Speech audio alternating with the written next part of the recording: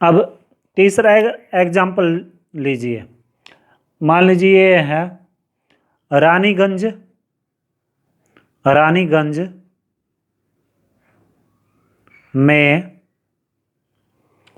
कोयला पाया जाता है, कोयला पाया जाता है। ये वाक्य पेपर में आ गया और इसमें जो अंडरलाइन वर्ड है वह है कोयला। अब इसका पद परिचय बताना हमें। अब आपको पता है कि आपको पहचान का पता है। सबसे पहले पहचान का क्या पता है कि जो कोयला है वो नाउन वर्ड है। फिर आपको ये पता है कि न तो ये व्यक्तिवाचक है न ये भाववाचक है, ये जातिवाचक है, क्योंकि कोयले के तो विभिन्न रूप होते हैं। और अब आपको ये भी पता है कि आपने क्या बता दिया, मान लीजिए आपने ये बता दिया कि ये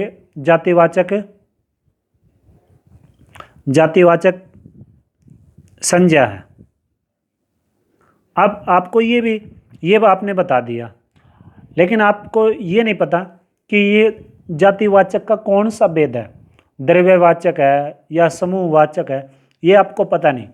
अगर आप सिर्फ ये भी लिख दोगे ना कि ये जातिवाचक संज्ञा है तो समझिए आपको पूरे के पूरे अंक मिलेंगे।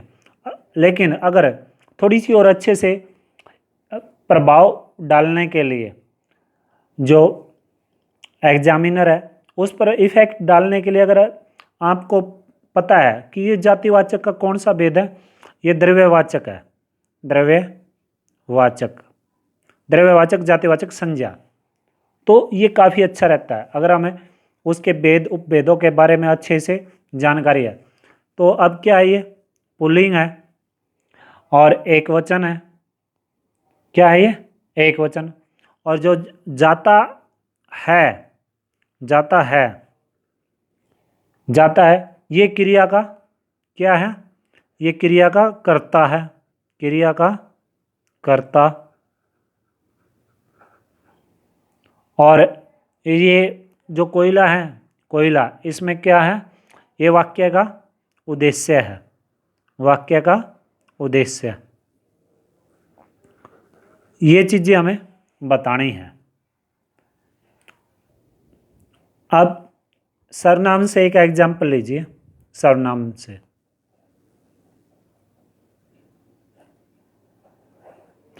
मान लीजिए ये है वह रोज सुबह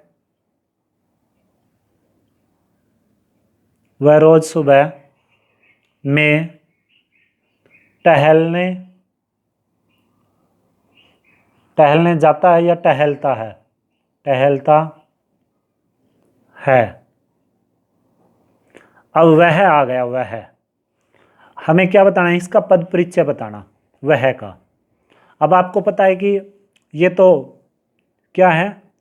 प्रोनाउन वर्ड है। अब आपको ये और पता होना चाहिए कि प्रोनाउन के कितने भेद होते हैं? 6 भेद होते हैं। पुरुषवाचक, प्रश्नवाचक, निश्चयवाचक, अनिश्चयवाचक। तो इस तरह से आपको इनके भेदों के बारे में पता होना चाहिए। अब मान लो वह आपने लिख दिया, ये सर्वनाम है। रेखांकित जो पद है हमारा वो क्या है? वह है। और इसका पद परिचय बताना है, आपने लिख दिया ये सर्वनाम है। अब लेकिन आपको ये नहीं पता कि ये निश्चयवाचक है, निश्चयवाचक है, पुरुषवाचक है। अगर पुरुषवाचक है तो ये कौन सा उत्तम पुरुष है, मध्यम है या अन्य है, आपको ये पता नहीं है। तो आपने क्या लिख दिया? अगर हमें ये कब पता चलेगा? जब हमें इनके बारे में समझ जानकारी होगी।